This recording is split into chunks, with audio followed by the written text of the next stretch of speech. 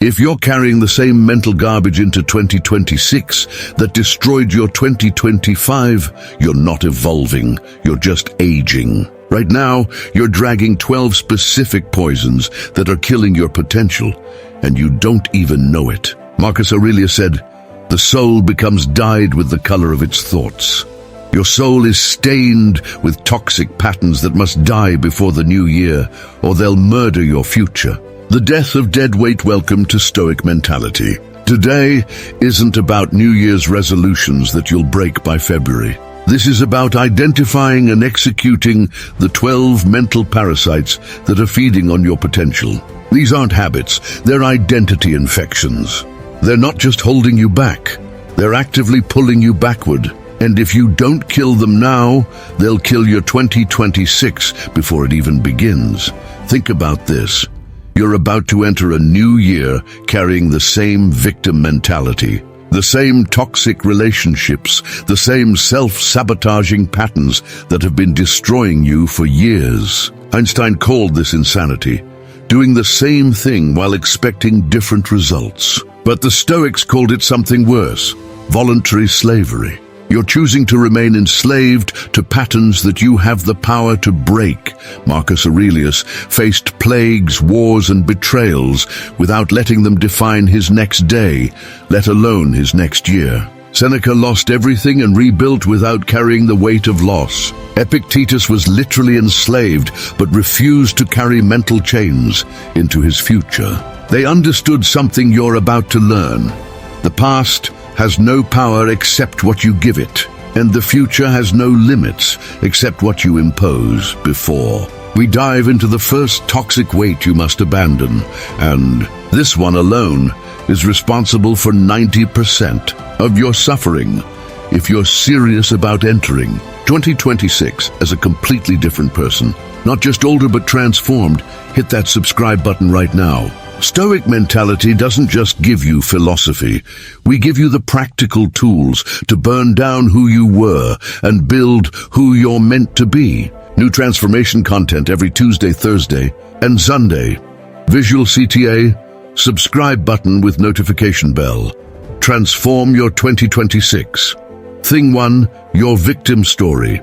The first thing you cannot take into 2026 is your victim story. You know the one. That perfectly crafted narrative about why you can't succeed, why you're damaged, why life is unfair to you specifically. This story has become your identity, your excuse, your comfort zone. It's killing you, and you're protecting it like it's your child. Here's the brutal truth. Everyone has trauma. Everyone has been betrayed, abandoned, disappointed. The difference between those who thrive and those who merely survive isn't the absence of pain. It's the refusal to let pain become identity. Marcus Aurelius lost multiple children. Did he spend his life telling everyone about his loss? No, he transformed pain into wisdom, loss into philosophy, tragedy into triumph. Your victim story is seductive because it explains everything without requiring anything. Didn't get the job? Your victim story explains it. Relationship failed. Your victim story predicted it. Not where you want to be in life? Your victim story justifies it. It's the ultimate psychological comfort food. It tastes good, but it's slowly killing you from the inside. Epictetus, who had every right to a victim story as a slave with a disabled leg, said, "It's not what happens to you, but how you react to it that matters." Notice he didn't say, "It's not what happened to you," past tense. He used present tense because victimhood is a present choice, not a past event. Every day you retell your victim story. You're choosing to be a victim again, fresh in the present moment. Here's what you do. Write down your victim story in detail. Every injustice, every wound, every reason you can't succeed. Then burn it, literally. Watch it turn to ash. As it burns, say, "This story ends today. Tomorrow I write a victor story." Because here's what nobody tells you. The opposite of victim isn't survivor. It's victor. Survivors just made it through. Victors used the experience to become unstoppable. I had my own victim story. Grew up poor, father absent, bullied relentlessly, betrayed by those I trusted most. I nursed that story for years like it was keeping me alive. Then I realized it was keeping me dead. The day I burned my victim story was the day my real life began. Not because the past changed, but because I stopped giving it power over my future. Coming up next, the second thing you must abandon is even more insidious because society actually rewards you for keeping it. Thing 2, your need for external validation. The second poison you cannot carry into 2026 is your desperate need for external validation. You're addicted to likes, comments, compliments, approval. You measure your worth by other people's opinions. You're not living your life, you're performing it. And the audience owns you. Seneca wrote, "Every new thing excites the mind, but a mind that seeks truth turns from the new and seeks the old truth." Your value doesn't come from outside. It never has. It never will. Every time you check how many likes your post got, you're saying, "I don't know if I matter, please tell me." Every time you change yourself for approval, you're declaring, "I'm not enough as I am." This validation addiction is destroying your potential because you're optimizing for applause, not excellence. You're creating for algorithms, not impact. You're living for screenshots, not significance. Marcus Aurelius, the most powerful man in the world, wrote his meditations for himself, never intending publication. He didn't need readers to validate his thoughts. His thoughts validated themselves through their truth. The neuroscience is terrifying.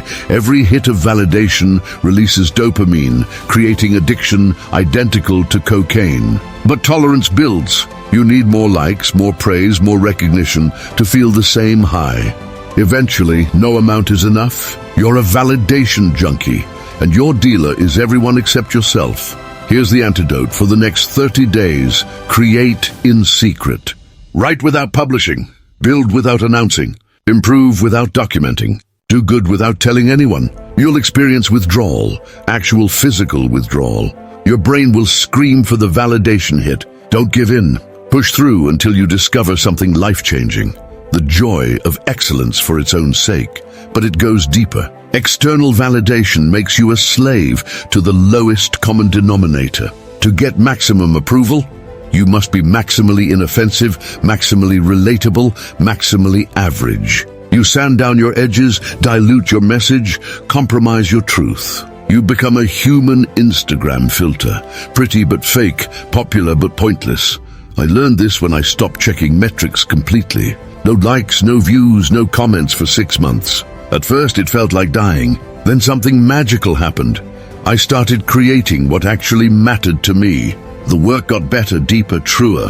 When I finally looked at metrics again, they'd exploded. Not because I'd chased them, but because I'd stopped chasing them. The third thing you must leave behind will shock you because everyone thinks it's positive. Thing 3, toxic positivity. The third weight you cannot drag into 2026 is toxic positivity. That fake, forced optimism that denies reality and suppresses authentic emotion. You've been taught that negative emotions are bad, that you should just think positive, that everything happens for a reason. This isn't Stoicism, it's delusion, and it's making you weaker, not stronger. Marcus Aurelius didn't write, "Everything is awesome," while plague killed his citizens. He wrote, "What brings no benefit to the hive brings none to the bee." He acknowledged reality, including its darkness, then chose his response. Real Stoicism isn't about pretending problems don't exist. It's about facing them with virtue, regardless of their severity.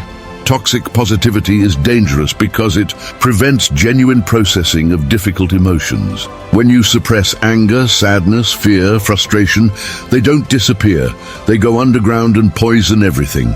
You become a pressure cooker of denied emotions, smiling on the outside while dying on the inside. Eventually you explode or implode, and the damage is far worse than if you just felt the emotions originally. Here's what real emotional strength looks like: feeling everything fully without being controlled by it. When tragedy strikes, you grieve. When injustice occurs, you feel anger. When uncertainty looms, you acknowledge fear. But then, and here's the Stoic difference, you choose your response based on virtue, not emotion. You don't deny the storm.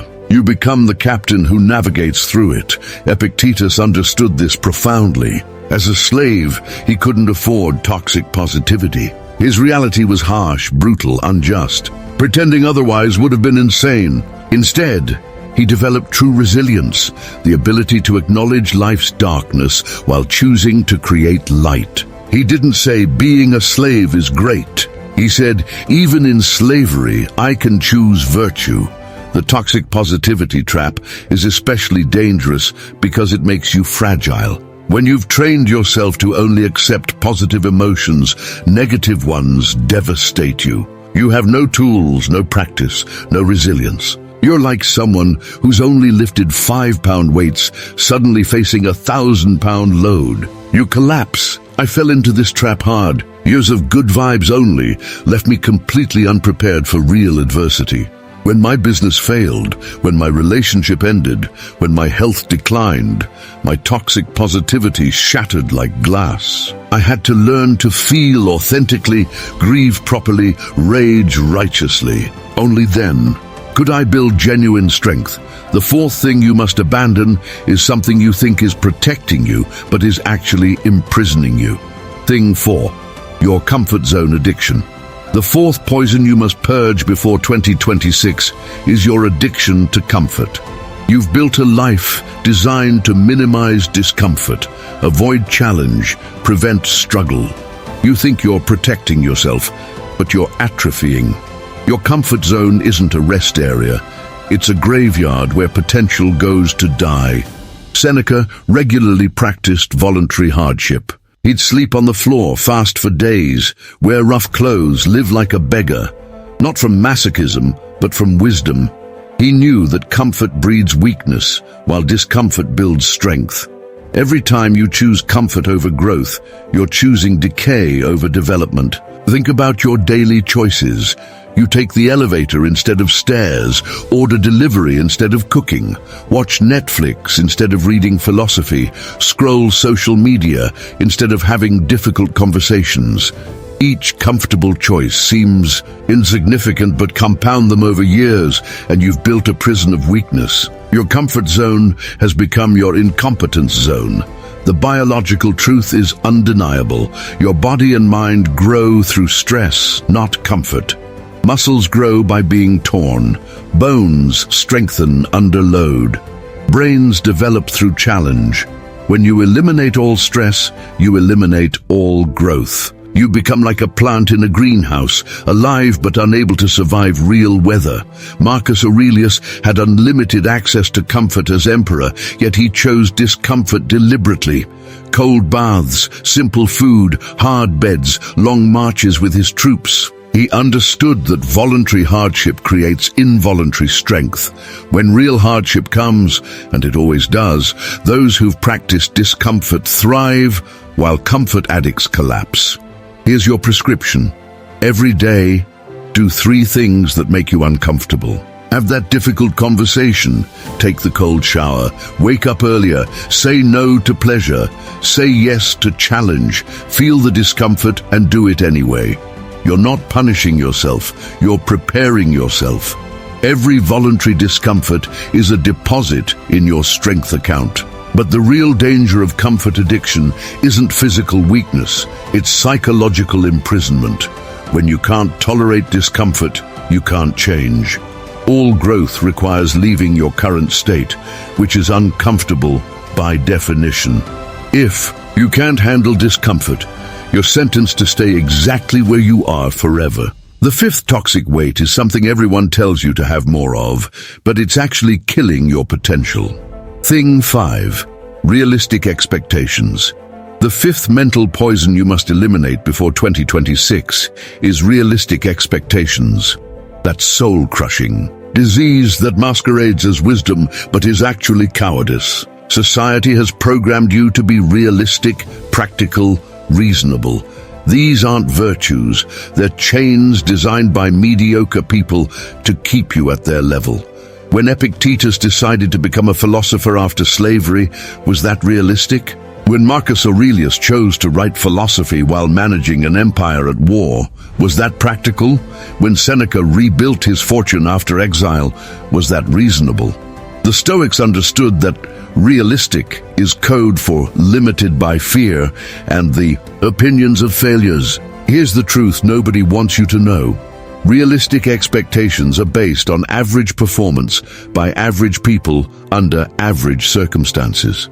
You're using statistics of mediocrity to limit your potential. It's like an eagle asking chickens about flight limits. The chicken's realistic expectations have nothing to do with the eagle's actual capacity. Every breakthrough in history came from someone with unrealistic expectations. Every innovation, every record, every transformation started with someone saying, "I don't care what's realistic, I care what's possible." Realistic expectations are yesterday's limitations pretending to be tomorrow's wisdom. But here's the deeper poison. Realistic expectations become self-fulfilling prophecies. When you expect realistic results, you take realistic actions, which produce realistic outcomes, which reinforce realistic expectations. It's a death spiral of mediocrity. You're not failing to meet your potential, you're succeeding at being average. The antidote isn't delusion, it's what I call unreasonable standards with reasonable timelines. Set goals that make people laugh, then give yourself time to achieve them. Don't aim to improve by 10%, aim for 10x. Not because you'll hit 10x, but because aiming for 10x forces completely different thinking and action than aiming for 10%. I discovered this building my business. When I set realistic goals, I got realistic results, barely enough to survive. When I set impossible goals, I didn't achieve them all, but I achieved 10 times more than my realistic goals ever produced. Unrealistic expectations didn't guarantee success, but realistic expectations guaranteed mediocrity. The sixth thing you must leave behind is the most seductive because it feels like wisdom. Thing 6, your backup plans. The sixth weight you cannot carry into 2026 is your collection of backup plans. You think you're being smart, prepared, strategic. You're actually programming yourself for failure by always keeping one foot out the door. Your plan B is murdering your plan A, and you don't even realize it. Seneca wrote about this paradox. It is likely that some troubles will befall us, but it is not a present fact. How often has the unexpected happened? How often has the expected never come to pass? Your backup plans aren't preparing you for failure, they're creating it. When you have an escape route, you'll take it. When you have a safety net, you won't jump as far. Think about your life. You're in a relationship, but keep other options available. You start a business, but keep your resume updated. You commit to change, but maintain your comfort habits just in case. You're not committed, you're negotiating. And the universe doesn't negotiate with negotiators. The greatest achievements in history came from people who burned their boats. Cortés literally burned his ships upon reaching the New World. His men had no choice but to succeed. Marcus Aurelius didn't have a backup plan for being emperor. He was fully committed to the role thrust upon him. That complete commitment created complete competence. Here's what backup plans really are. Premeditated failure. You're literally planning to fail, spending mental energy on failure scenarios, building infrastructure for failure. Every moment you spend on plan B is stolen from plan A. Every backup option weakens your primary commitment. You're not being smart, you're being scared. But the deepest damage of backup plans is psychological. When you know you can quit, quitting becomes an option. When quitting is an option, it becomes tempting. When it's tempting, it becomes likely. When it's likely, it becomes inevitable. Your backup plan isn't protecting you from failure. It's guaranteeing it. I learned this the hard way.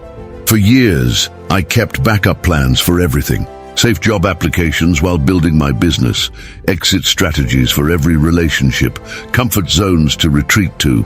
Nothing worked because nothing had to work. When I finally burned all backup plans, magic happened. Suddenly failure wasn't an option, so success became inevitable. Coming next, the seventh poison is something you've been told is strength, but is actually weakness. Thing 7, your emotional armor. The seventh toxin you must shed before 2026 is your emotional armor. That thick shell you've built to protect yourself from feeling. You think you're strong because nothing affects you. You're not strong, you're dead inside, and your armor isn't protecting you, it's suffocating you. Marcus Aurelius, warrior emperor, wrote extensively about love, sadness, joy, grief. He didn't armor himself against emotion. He felt everything fully while choosing virtuous response. Real strength isn't not feeling, it's feeling everything and still functioning. Your emotional armor hasn't made you strong, it's made you brittle.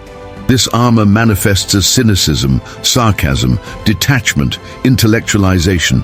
You make jokes instead of connections. You analyze instead of empathize. You observe life instead of living it. You've become so good at not feeling that you've forgotten you're human. You're not protecting yourself, you're imprisoning yourself. The truth is, emotional armor doesn't actually protect you from pain. It prevents you from processing it. The pain still enters, it just can't exit. You become a storage unit for unprocessed emotion, getting heavier and heavier until you can barely move. Your armor isn't keeping pain out, it's keeping it in. Epictetus understood this deeply. Despite experiencing tremendous suffering, he remained emotionally open. He knew that closing your heart doesn't prevent breaking. It prevents healing. When you can't feel pain, you can't feel joy. When you can't feel loss, you can't feel love. When you can't feel anything, you're not protected. You're already dead. Here's the paradox. Vulnerability is strength. When you remove your armor, yes, you can be hurt more easily, but you can also heal more quickly, connect more deeply, love more fully, live more completely. The armor that protects you from dying also protects you from living. I wore emotional armor for a decade after early betrayals. Nobody could hurt me because nobody could reach me. I thought I was winning. Then I realized I was alone, not by circumstance, but by choice. My armor had protected me from pain, but also from love, joy, connection, life itself. Taking it off was terrifying and necessary. The eighth thing you must abandon will anger you because society celebrates it. Thing 8, your multitasking. Mythology. The eighth mental disease you must cure before 2026 is your multitasking mythology, the dangerous delusion that you can do everything simultaneously. You wear your scattered attention like a badge of honor, bragging about juggling multiple projects. But you're not juggling, you're dropping everything slowly. Seneca wrote, "Every new thing excites the mind, but a mind that seeks truth turns from the new and seeks the old." The old truth, the human brain cannot multitask, period. Neuroscience has proven it repeatedly. When you think you're multitasking, you're actually task switching, and each switch carries a cognitive penalty. You're not doing multiple things well, you're doing multiple things badly. Look at your life. You check email while on calls, scroll while watching videos, text while driving, think about work during family time, plan tomorrow during today. You're never fully anywhere, never completely present, never entirely engaged. You've become a ghost, haunting multiple locations, but living in none. Marcus Aurelius managed an empire, wrote philosophy, led armies, raised children, but never simultaneously. When he was emperor, he was fully emperor. When he was philosopher, completely philosopher. When he was father, entirely father. His power came from presence, not fragmentation. He understood that attention is your only real resource, and splitting it is squandering it. The multitasking myth is particularly poisonous because it creates the illusion of productivity while producing mediocrity. You feel busy, important, productive, but your output is garbage. You're moving fast, but going nowhere. You're doing much, but achieving nothing. You're the hamster convinced the wheel is taking you somewhere. Here's your cure: radical monotasking. One thing at a time, completely fully, until completion or scheduled stop. When you work, only work. When you rest, only rest. When you're with someone, be completely with them. Feel how uncomfortable this is? That discomfort is your addiction to distraction dying. I discovered monotasking's power accidentally when my phone broke. Forced to focus on one thing at a time, my productivity tripled. Not increased, tripled. Projects that took weeks took days. Problems that seemed complex became simple. Relationships that felt surface became profound. I wasn't doing more, I was doing less, better. The ninth thing is something you believe makes you smart, but actually makes you stupid. Thing 9, your information addiction. The ninth mental parasite you must eliminate before 2026 is your information addiction, that compulsive consumption of news, articles, videos, podcasts, thinking that more information equals more intelligence. You're not getting smarter. You're drowning in data and it's making you dumber, not wiser. Epictetus said, "Wealth consists not in having great possessions, but in having few wants." Apply this to information. Wisdom consists not in knowing everything, but in understanding what matters. You're consuming thousands of pieces of information daily, but how much are you actually applying? You're informationally obese, stuffed with knowledge you'll never use. Think about your consumption patterns. You wake up checking news, scroll through feeds, watch videos while eating, listen to podcasts while commuting, read articles before bed. You're constantly consuming but never digesting. You know a little about everything but understand nothing deeply. You're a trivia champion in a world that rewards depth. The information addiction is particularly dangerous because it creates the illusion of growth without actual development. You feel like you're learning, improving, advancing, but you're just consuming. It's mental masturbation. Feels good, produces nothing. You're mistaking consumption for creation, input for output, knowing for understanding. Marcus Aurelius had access to all information in the Roman Empire, yet he focused on a few philosophical texts, reading them repeatedly, deeply, practically. He understood that one idea, fully understood and applied, is worth more than 1,000 ideas merely known. Depth beats breadth every time. Here's your information diet. Consume only what you'll immediately apply. Before reading, watching, or listening to anything, ask, how will I use this today? If you can't answer, don't consume it. This will eliminate 95% of your consumption and multiply your actual growth infinitely. I went on an information fast for 30 days. No news, no social media, no new content. Only rereading classics and applying what I already knew. The clarity was astounding. Problems I'd been researching solutions for solved themselves. Creativity exploded. Peace emerged. I realized I didn't need more information. I needed less noise. The 10th toxin is the most dangerous because it disguises itself as ambition. Thing 10, comparison competition. The 10th poison you must purge before 2026 is comparison competition. That constant measuring of yourself against others that's slowly murdering your unique potential. You're so busy trying to be better than others that you've forgotten to be yourself. You're winning races nobody else is running, while losing the only race that matters, becoming who you're meant to be. Seneca wrote, "Every man can make himself happy." Notice he didn't say happier than others, just happy. The moment you introduce comparison, you introduce misery. There's always someone richer, smarter, fitter, more successful. If your worth depends on comparison, you'll never have worth, because there's always another comparison to lose. Social media has weaponized comparison. Every scroll is a highlight reel of others' lives compared to your behind the scenes. You're comparing your raw footage to their edited movie, your practice to their performance, your journey to their destination. It's not just unfair, it's insane. You're torturing yourself with impossible standards based on incomplete information. But comparison competition goes deeper than social media. It's in your career where you measure success by others' promotions, in relationships where you compare partners, in parenting where you compare children, in life where you compare everything. You've turned existence into a competition where everyone loses because nobody can win consistently at everything. The antidote isn't to lower standards, it's to personalize them. Your only competition is your yesterday self. Your only measurement is your own potential. Your only race is your own path. When you stop competing with others, you start collaborating with yourself. Energy wasted on comparison becomes available for growth.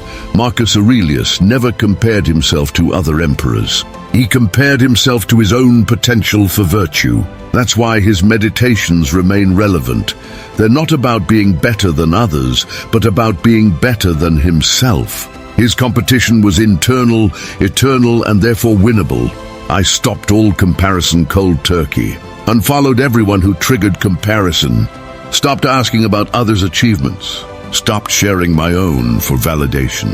The freedom was immediate. Without comparison's weight, I soared. Not higher than others, that's still comparison, but higher than my previous ceiling. The 11th thing you must release is something you think defines you. Thing 11, your identity attachments. The 11th chain you must break before 2026 is your identity attachments.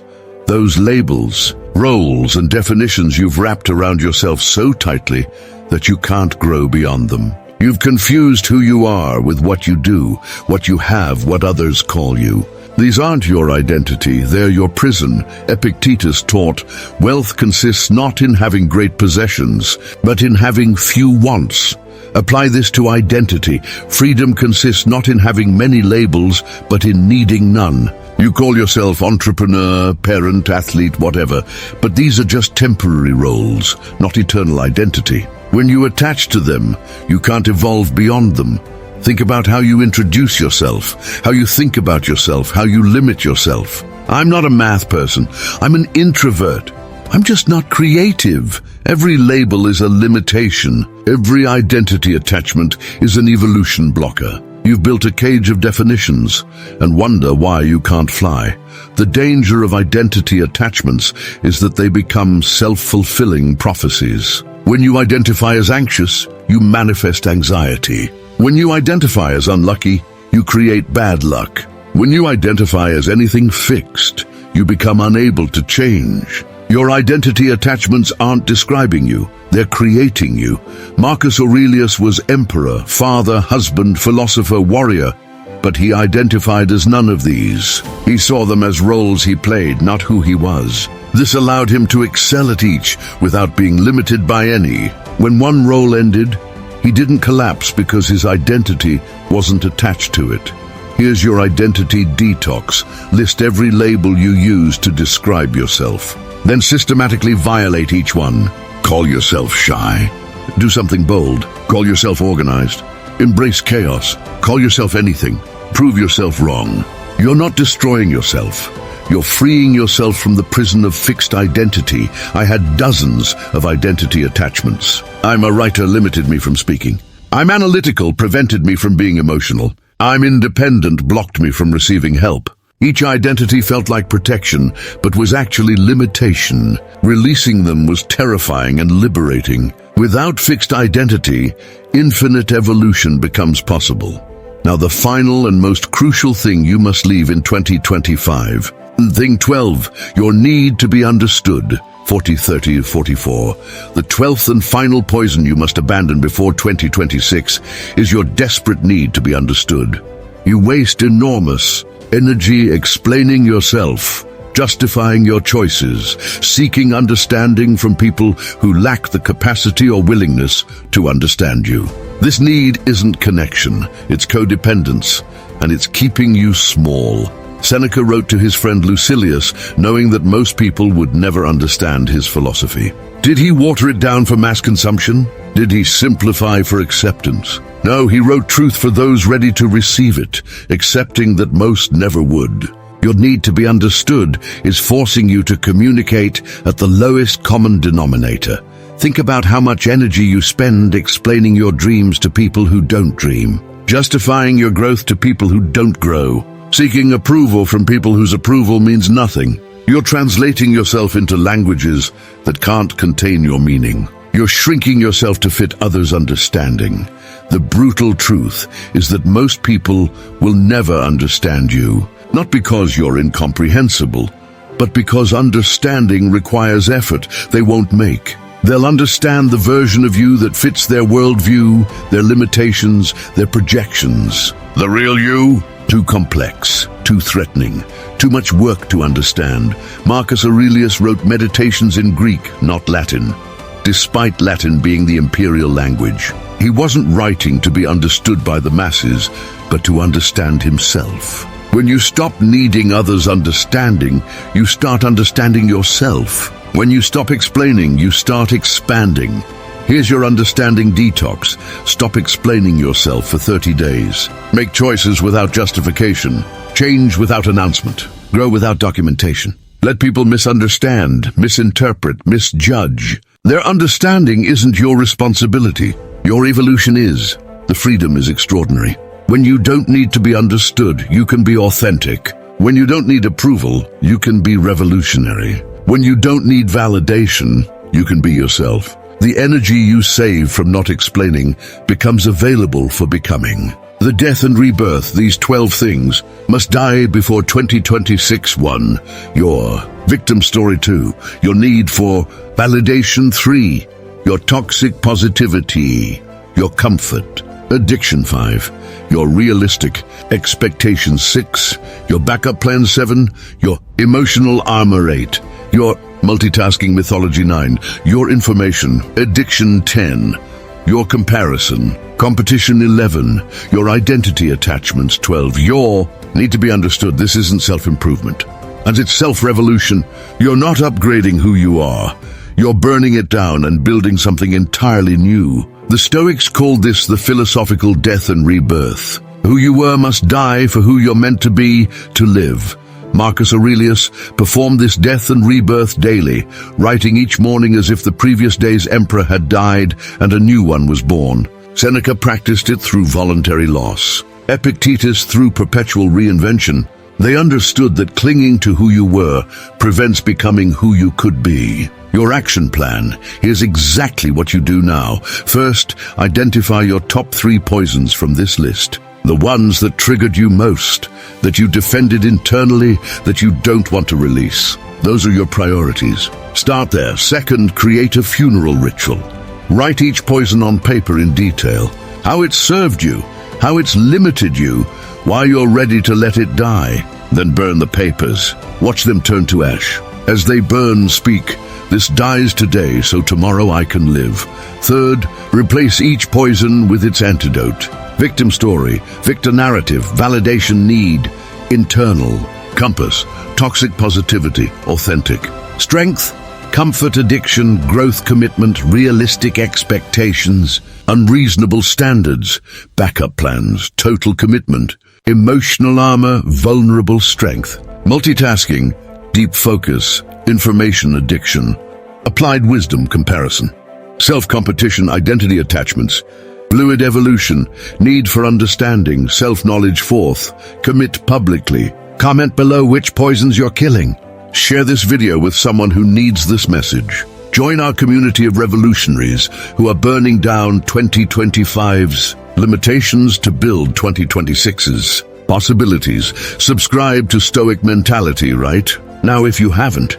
This isn't just another YouTube channel, it's your transformation dojo. Every Tuesday, Thursday, and Sunday, we deliver the practical philosophy that turns ordinary people into extraordinary forces. Hit the notification bell so you never miss your dose of revolution. The Phoenix Promise. As 2025 dies and 2026 approaches, you stand at the threshold of transformation. You can enter the new year as the same person with the same poisons, or you can perform the great burning, letting everything toxic die in the flames of conscious choice. The Stoics knew that every ending is a beginning, every death a birth, every destruction a creation. The 12 poisons you're carrying aren't just limiting you, they're preventing the birth of who you're meant to become. Their death isn't loss, it's liberation. Marcus Aurelius wrote, "What brings no benefit to the hive brings none to the bee." These 12 poisons bring no benefit to your hive, your life, your family, your community, your future. They're parasites that have convinced you they're partners. Today, you see them for what they are. Today, they die. 2026 isn't coming to meet who you were. It's coming to meet who you're becoming. The question isn't whether you'll change. Time guarantees change. The question is whether you'll consciously choose your transformation or unconsciously repeat your patterns. The 12 poisons are heavy, but you're stronger. They're familiar, but you're braver. They're comfortable, but you're ready for greatness. Let them die with dignity. Thank them for their service. Then light the match and watch them burn. Your phoenix moment isn't coming. It's here. You're not preparing for transformation. You're in it. You're not going to change. You're changing right now. With every word you read, every poison you recognize, every chain you choose to break, 2026 is waiting for someone who doesn't exist yet. The you that emerges from the ashes of these 12 poisons. That person is powerful beyond current comprehension, free beyond current imagination, capable beyond current limitation, but that person can only be born if the current you dies. Not physically, philosophically, not actually, metaphorically, but die you must, because who you are is incompatible with who you're meant to become. This is Stoic mentality, and this is your moment. The 12 poisons end here. Your new life begins now. 2026 isn't just another year, it's your year. But only if you have the courage to kill what's killing you. Light the match. Start the fire. Let it burn. Your phoenix is waiting to rise.